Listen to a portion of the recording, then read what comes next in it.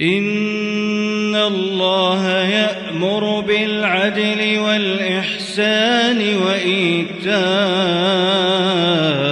ذي القربى وينهى عن الفحشاء والمنكر والبغي يعظكم لعلكم تذكرون وأوفوا بعهد الله إذا عاهدتم